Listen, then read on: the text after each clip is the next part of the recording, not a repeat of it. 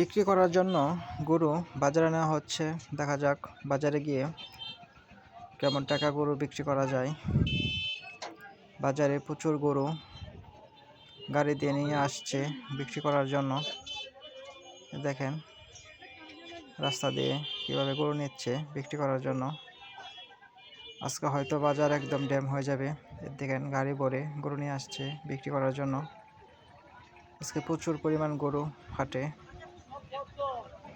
দেখা যাক, ভিডিওটা দেখতে থাকুন।